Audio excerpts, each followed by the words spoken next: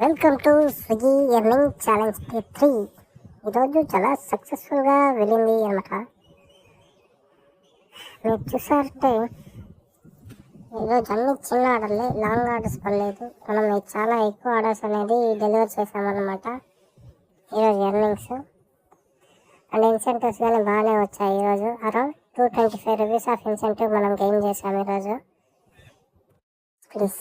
Please ప్రతి ఒక్కరు నాకు సపోర్ట్ చేయండి, నా ఛానల్స్కి సబ్స్క్రైబ్ చేయండి.